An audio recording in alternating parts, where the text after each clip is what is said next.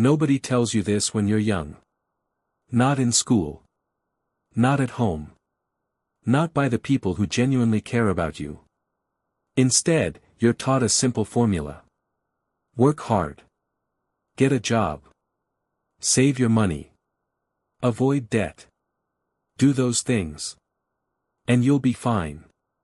That sentence alone has guided the lives of billions of people.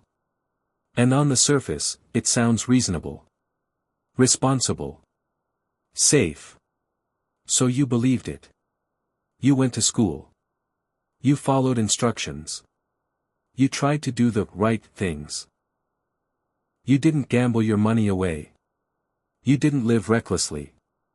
You didn't make obviously stupid choices. You tried to be careful.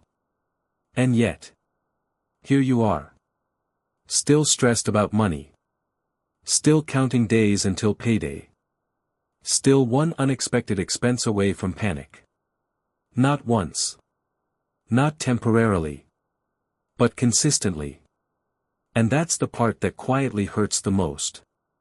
Because when you do what you're told, and it doesn't work, you don't blame the advice. You blame yourself. You start thinking maybe you didn't work hard enough. Maybe you chose the wrong job. Maybe you're just bad with money. You watch other people online who seem to have it all figured out. And you wonder what you're missing. But let's slow this down for a moment.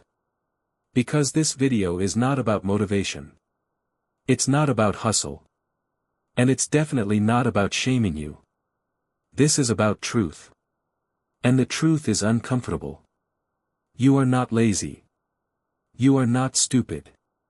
And you are not broken. You're broke because the system you were taught to trust was never designed to make you wealthy. Here's the part nobody explains clearly. The advice you were given was designed for stability, not freedom. For survival, not wealth. For obedience, not leverage. Work hard sounds noble. But hard work alone has never been the deciding factor in wealth. If it were, the hardest working people on earth would be the richest. They're not. In fact, many of them struggle the most. Think about this. You were taught to trade your time for money. Hours for income. Days for wages. Years for security. And as long as you can work, the system rewards you.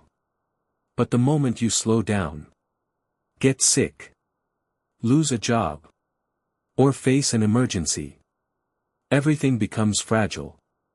That's not financial freedom. That's dependency. Nobody told you that this system assumes one dangerous thing. That life will behave predictably. That nothing will go wrong. That expenses won't rise faster than income. That inflation won't quietly erode your savings. That emergencies will politely wait until you're ready. But real life doesn't work like that. And yet, you were never taught how to prepare for reality. Instead, you were taught to save. Saving sounds smart. Responsible. Mature. And saving is important. But saving alone was never meant to make you wealthy. Saving is defensive. It protects what you already have. It does not create momentum. No one tells you that inflation slowly eats savings. That emergencies reset progress. That low income makes saving feel like punishment. So when saving feels hard, when progress feels slow, you assume you're failing. You're not. You're just using a tool that was never meant to do the job you expect from it. Then there's debt. Debt is bad, they say. Avoid it at all costs. So you fear it. You avoid learning how it works. You avoid understanding leverage. You avoid the nuance. But the truth is, debt is a tool. And like any tool, it can destroy you. Or it can multiply your effort. The wealthy understand this. The poor are taught to fear it. That's not an accident. Let's talk about jobs for a moment. You were told that getting a good job is the goal. And again. That sounds logical. Jobs provide income. Income pays bills. Bills keep life running. But jobs come with a ceiling. No matter how hard you work, there are limits. Limits on raises. Limits on hours. Limits on growth. Your effort is capped. And yet, you were never warned about that. You were never taught that time is the most expensive thing you trade. Once it's gone, it's gone. And if all your income depends on time, you are always vulnerable. This is where frustration quietly builds. Because you're doing what you were told. And the results don't match the promise. So you try to cope. You buy small comforts. Little rewards. Moments of relief. Not because you're irresponsible. But because constant pressure needs release. And the system understands that perfectly. It encourages consumption. It normalizes stress spending. It convinces you that you deserve it. You're not weak for giving in. You're human. Over time, something dangerous happens. You stop believing wealth is possible for you. You start seeing money as something that never stays. Something that passes through your hands. You adjust your dreams. Lower expectations. Accept, this is just how life is. That belief is the real trap. Not low income. Not mistakes. But resignation. And here's the hardest truth of all. The system doesn't need you to be rich. It needs you to be functional. Just stable enough to keep working. Just stressed enough to keep consuming. Just hopeful enough to keep trying. That's why the advice never changes. Work harder. Save more. Be patient. If it hasn't worked yet, it must be your fault. But think about this. If a system fails millions of people in the same way, at what point do we stop blaming individuals? At what point do we question the design? This is not a conspiracy. It's not secret meetings or hidden villains. It's incentives. Systems reward what they value. And this system values productivity, not freedom. Compliance, not independence. Consumption, not ownership. Once you see that, your entire relationship with money begins to change. This video isn't here to make you angry. It's here to give you clarity. Because clarity is dangerous, in a good way. When you understand the rules of the game, you stop blaming yourself for losing a game you were never taught how to play. And this is only the beginning. Because now that you see the lie, we can talk about the loop that keeps people stuck. The psychology behind spending. And why breaking free feels so difficult. Not because you're weak. But because the system is strong. If this feels uncomfortably accurate, good. That means you're paying attention. And attention is where change begins. You wake up. Not because you're excited. Not because you're inspired. But because the alarm says it's time. You get ready. You leave the house. You go to work. You trade your time for money. Hours pass. Energy drains. Effort is spent. And at the end of it, you earn income. That part works. Money comes in. And for a brief moment, there's relief. Then reality arrives. Bills. Rent. Utilities. Transport. Food. Subscriptions you forgot you even signed up for. The money you worked for starts leaving. Before you've even had a chance to think. This isn't chaos. It's predictable. After the bills, there's what's left. Not much. But enough to survive. And because life is stressful, you allow yourself small comforts. A meal you didn't cook. Something new. A moment of pleasure to make the pressure quieter. Not luxury. Relief. You're not trying to impress anyone. You're just trying to feel okay. And again. That feels normal. Because everyone around you is doing the same thing. By the end of the month, the money is gone. Not wasted. Not thrown away.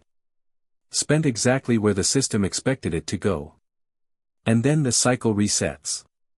Another paycheck. Another wave of relief. Another round of bills. Over. And over. And over again. This is the broke loop. And once you're inside it, it's incredibly hard to see from the inside. Because nothing feels wrong. You're working. You're paying your bills.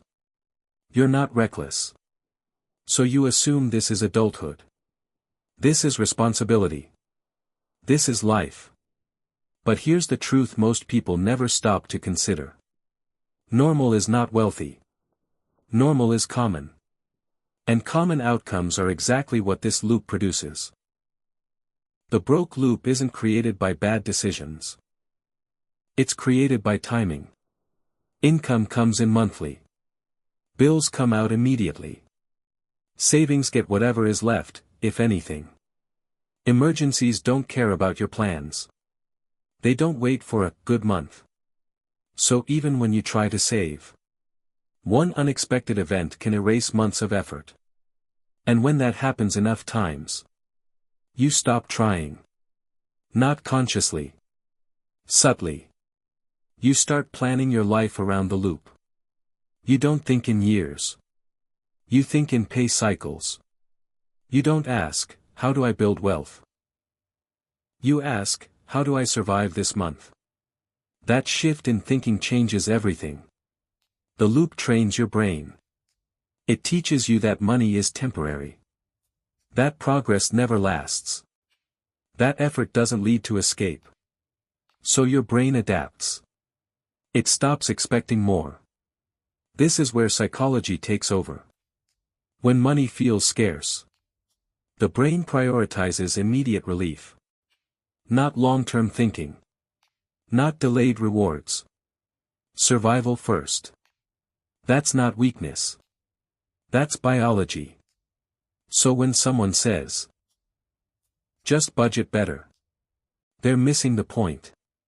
Budgeting doesn't fix a loop designed to reset you. It manages scarcity. It doesn't eliminate it. And here's the most dangerous part. The loop doesn't feel like failure. It feels busy. You're always doing something. Always managing something. Always tired. So you feel productive. Without moving forward. That's how people get stuck for decades. The loop also isolates you. Because everyone else seems to be managing too. No one talks about money honestly. No one admits fear. No one admits stress. So you assume you're the problem. You're not. The loop benefits from silence. It benefits from comparison. From social media highlights. From the idea that everyone else has it figured out. They don't. They're just in the same loop. At a different income level. Because here's something else nobody tells you. The broke loop exists at almost every income. People making more money often just upgrade the loop. Bigger bills. More commitments. More pressure. The cycle stays the same. This is why raises don't change lives the way people expect. Income increases. Lifestyle expands. The loop remains. That's not personal failure. That's design. Once you understand this, something important happens. You stop asking, what's wrong with me? And you start asking, what keeps resetting me? That question changes everything. Because escaping the broke loop isn't about working harder. It's about breaking pattern behavior. Automatic spending. Emotional relief. Delayed awareness. And most importantly, it's about understanding how your brain reacts under pressure. That's where we go next. Because the loop isn't just financial. It's psychological.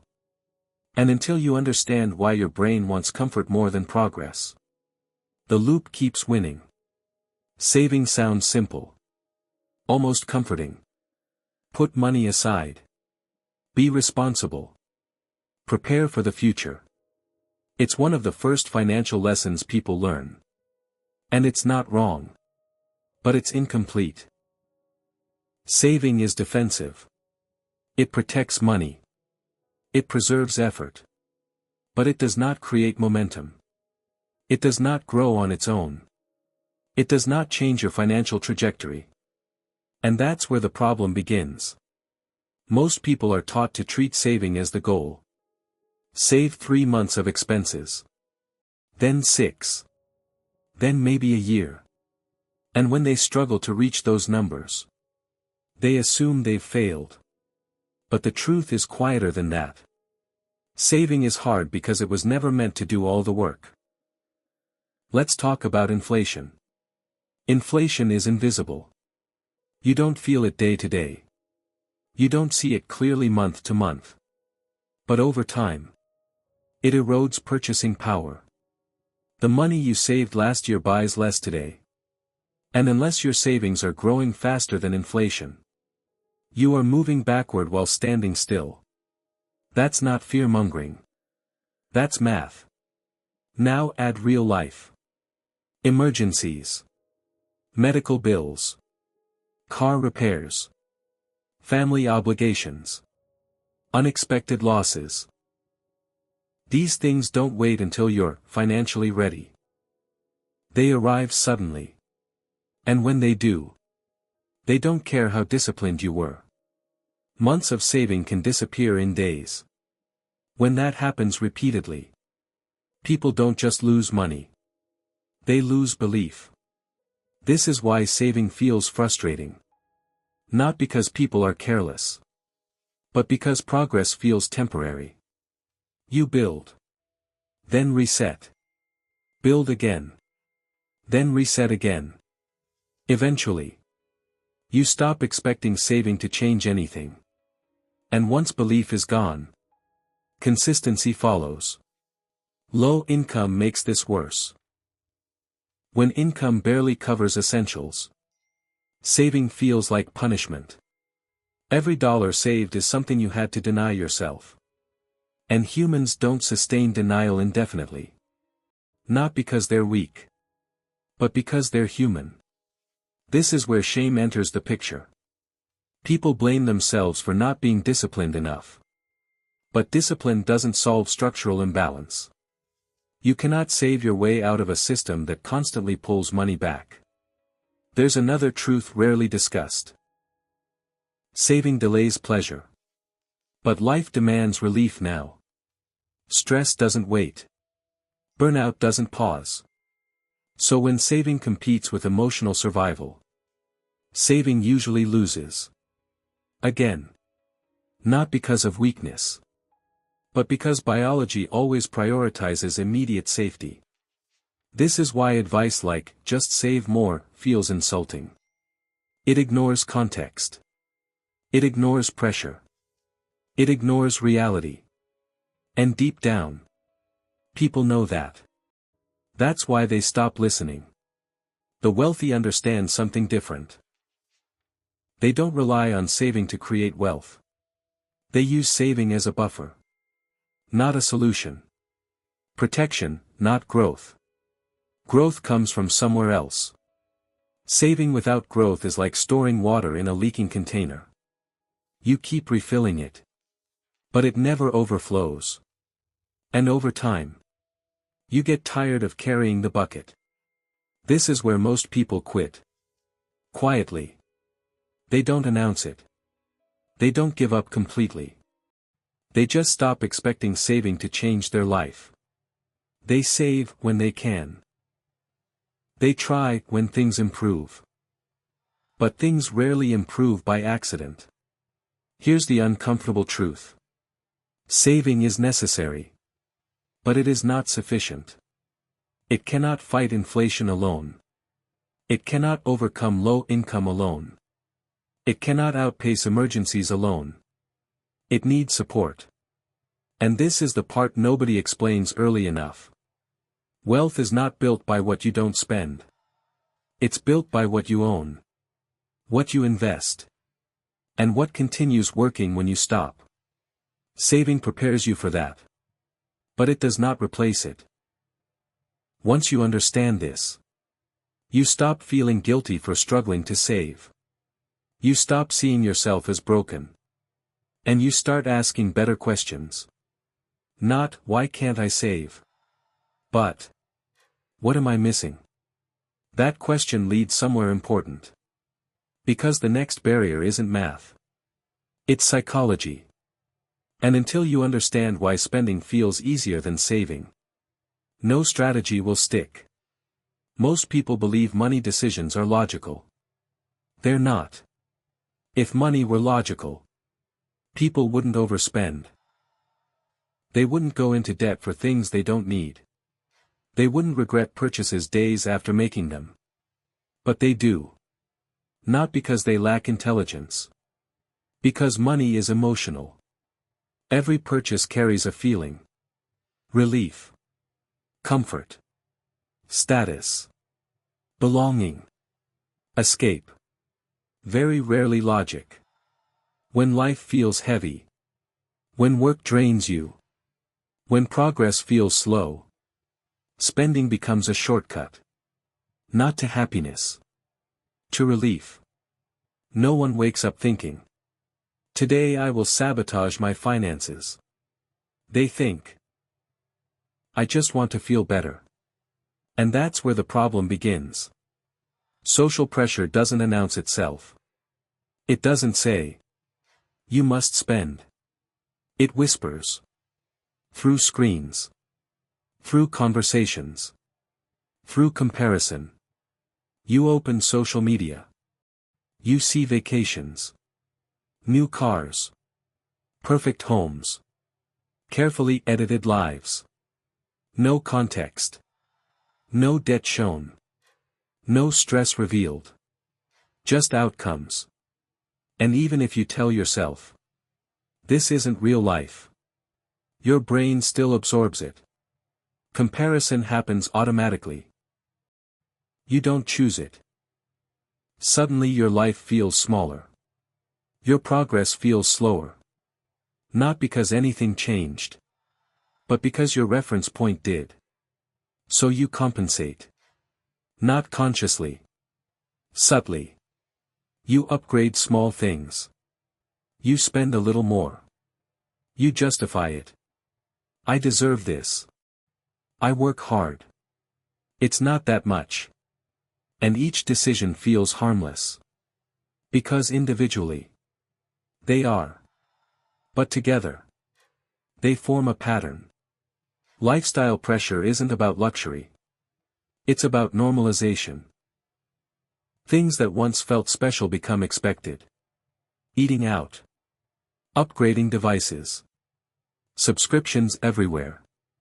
And because everyone else seems to afford it, you assume you should too. This is where guilt enters. Because part of you knows better. You've read the advice. You've watched the videos. You understand the math. But knowing doesn't silence emotion. Stress demands release.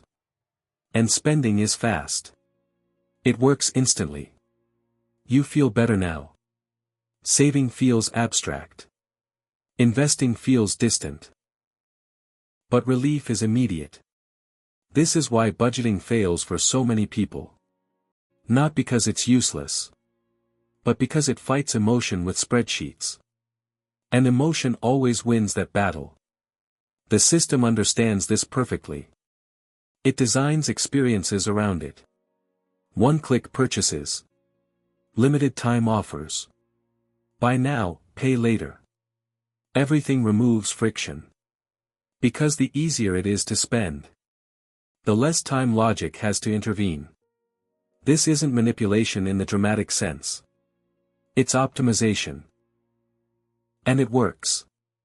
Even advertising isn't about products anymore. It's about identity. Buy this and feel successful. Buy this and feel attractive. Buy this and feel ahead.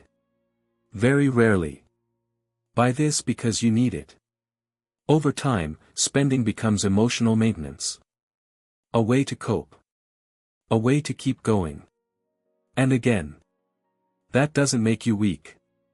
It makes you human. The danger isn't spending itself.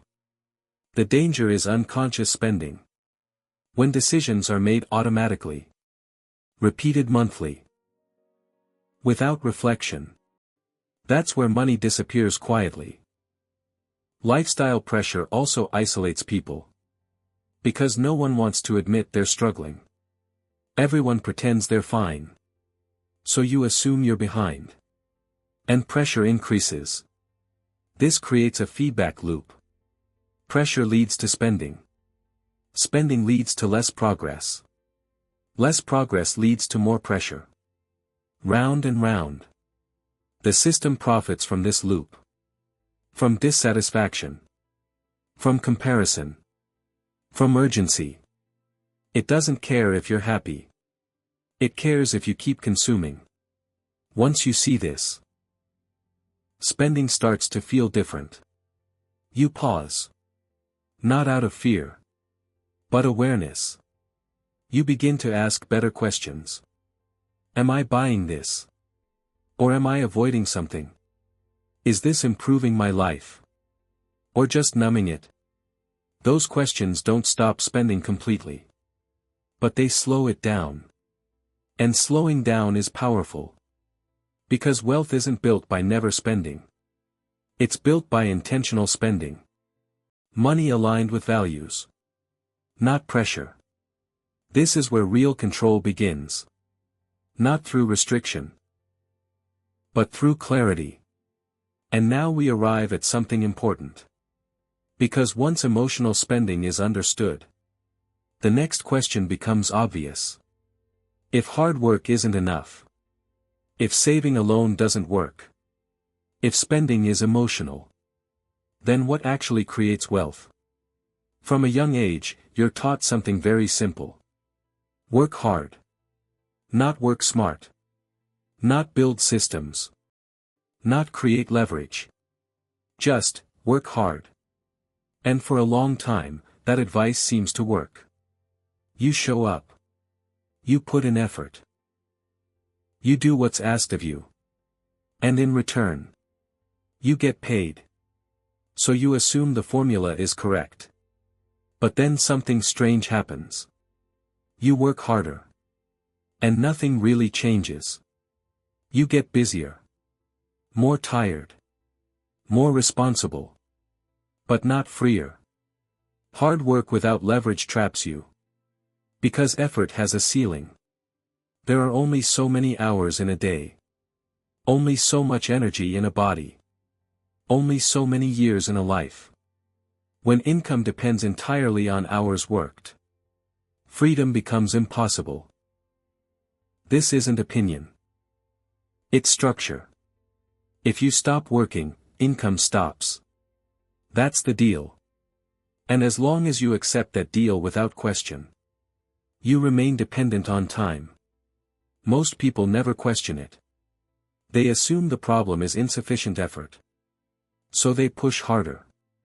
Longer hours. More responsibility. More sacrifice. And society praises this. Calls it discipline. Calls it dedication. But dedication to what? A system where the reward is more work. This is the time for money trap. And it's incredibly difficult to escape. Because it feels productive. You're always busy. Always contributing. Always needed.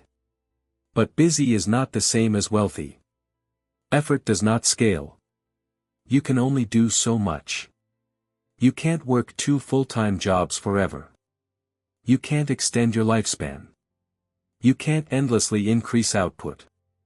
At some point, the body pushes back. This is why burnout is so common. Not because people are weak, but because they're trying to scale something that doesn't scale. Systems scale, not people. A system produces results without requiring your constant presence. It works while you rest, while you sleep, while you're not actively involved. Hard work alone never creates that. The wealthy understand this early. They don't reject hard work. They redirect it. They use effort to build systems, not to stay inside them. Think about it. A business is a system. An investment portfolio is a system. Intellectual property is a system.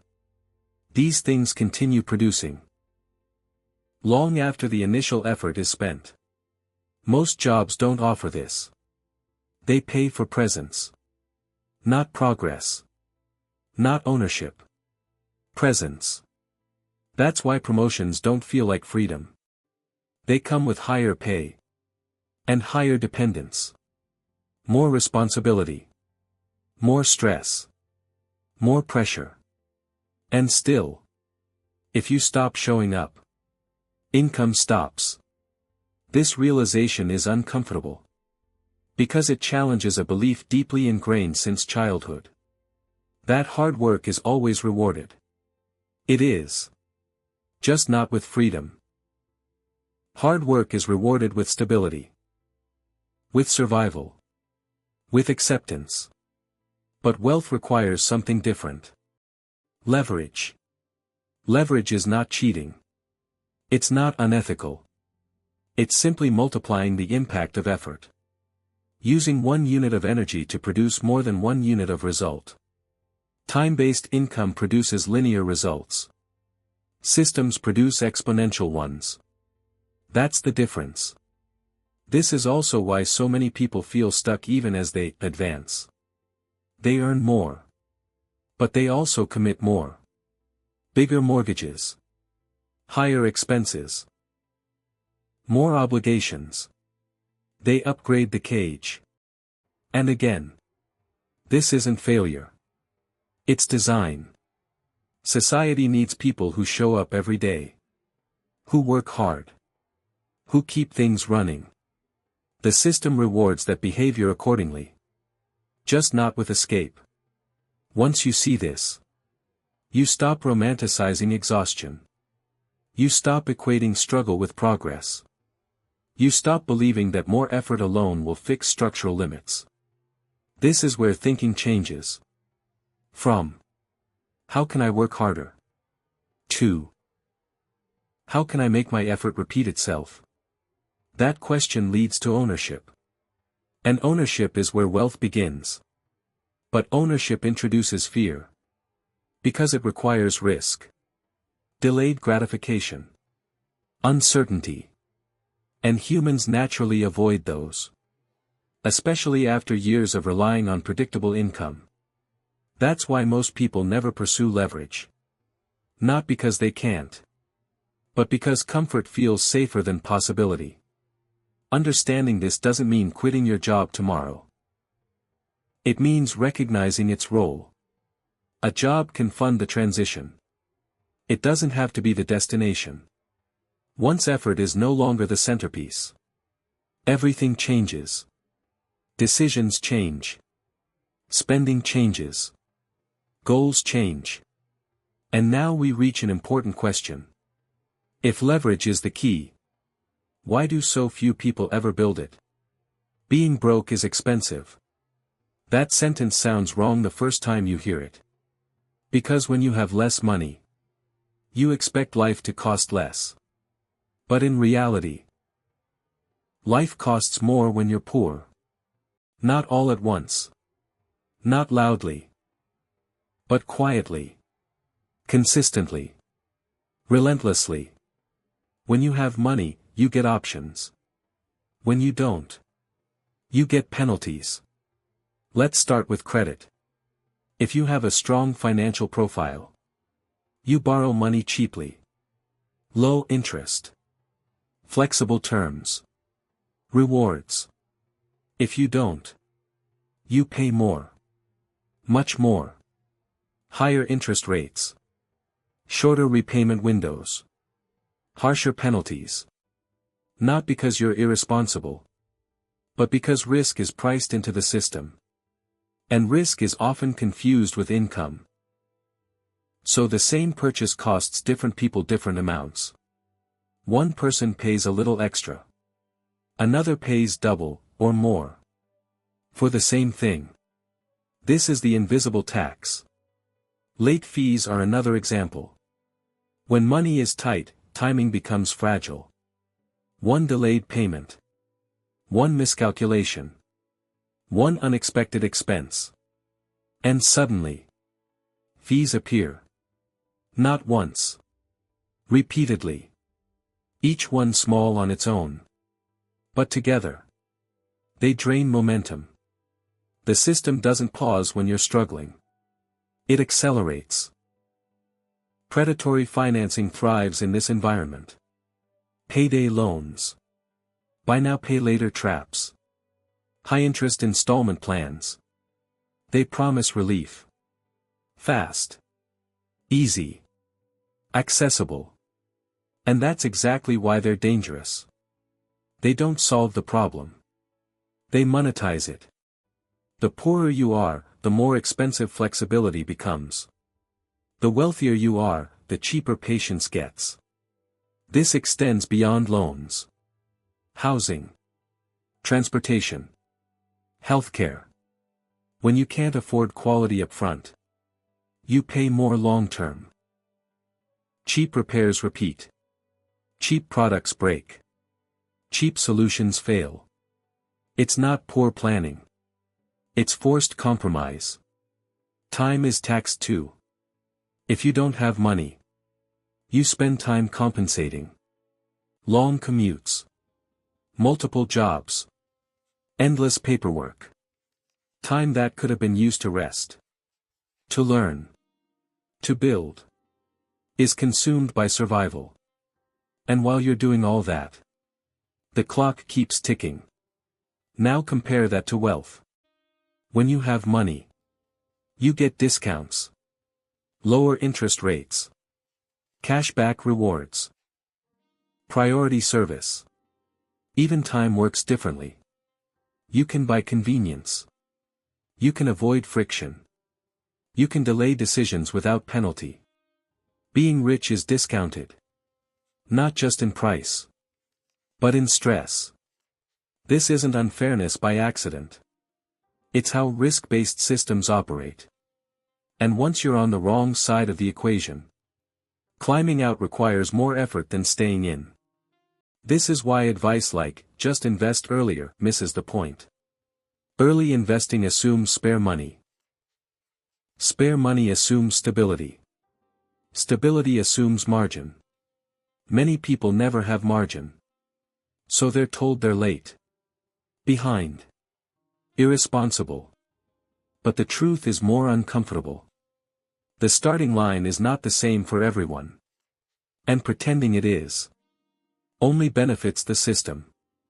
The invisible tax also affects mindset. When every mistake is punished, you become cautious. Not strategic. You avoid risk. Even good risk. Because failure is too expensive. This keeps people trapped in low-leverage paths. Predictable income. Predictable stress. Predictable outcomes. Again. This is not about intelligence. It's about exposure. When you're wealthy, mistakes are lessons. When you're poor, mistakes are disasters. That changes behavior. Deeply. And this is why escaping poverty is not just about earning more. It's about reducing extraction. Stopping the constant leaks. Interest. Fees. Penalties. Bad terms. The invisible tax doesn't disappear overnight. But awareness weakens it. Once you see where money is being quietly pulled away, you can start defending against it.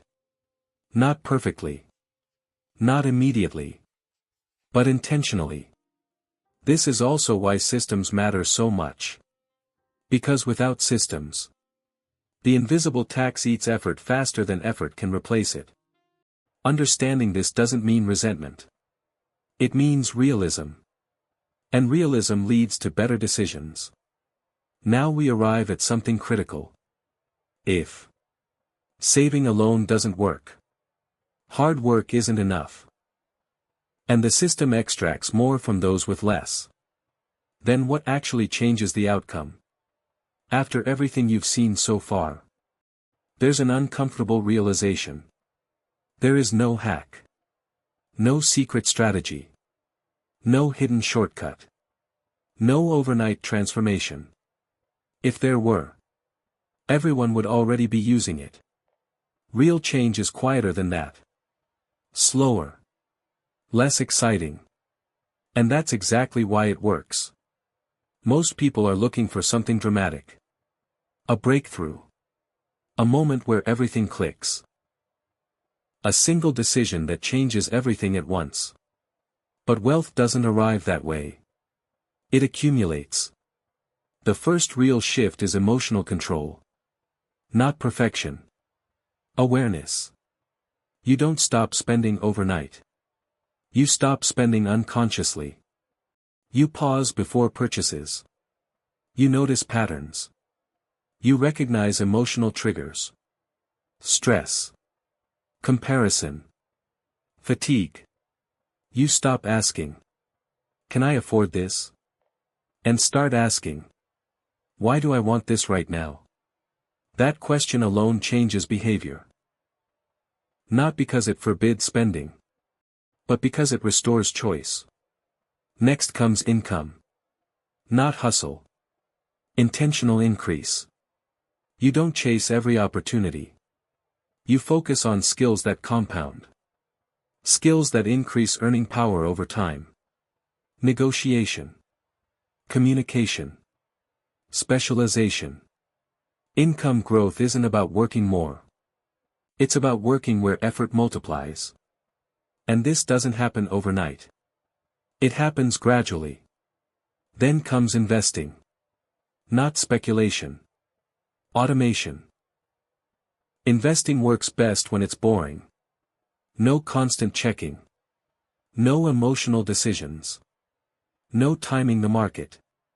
Just consistent contributions. Over time. Time does the heavy lifting. Not intelligence. Not luck. Time. This is the part most people underestimate. Because the early stages feel slow. Progress is invisible. But momentum is building quietly. Wealth doesn't announce itself. It whispers. Through reduced stress. Through fewer emergencies. Through options. As systems strengthen. Pressure fades. You stop reacting. You start planning. Years replace months. This is why most people never reach this stage. Because boredom feels like stagnation. But boredom is stability. And stability creates space. Wealth isn't about luxury. It's about margin. Room to breathe. Room to choose. Room to say no. This path doesn't make good social media content. There's no excitement. No urgency. No envy. Just consistency. And yet, this is how wealth is actually built. By people you never hear about. Once you accept this, the anxiety around money softens.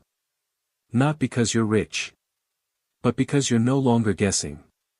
You stop looking for shortcuts. You stop comparing timelines. You focus on process. That's the quiet power. And now we arrive at the final truth. You were never broken. You were never lazy. You were never behind. You were simply following incomplete advice. Now you see the full picture. The emotional side. The structural limits. The slow solutions. Wealth is not loud. It doesn't flex. It doesn't rush. It builds silently. while everyone else is distracted. And if this video resonated, it's because you're ready for clarity. Not hype. Not motivation. Understanding. If you stay patient. If you stay consistent. If you stop fighting reality and start working with it, the outcome changes. Not dramatically, but permanently. This isn't the end. It's the beginning of thinking differently. Subscribe not for promises, but for perspective. This is Real Talk Finance.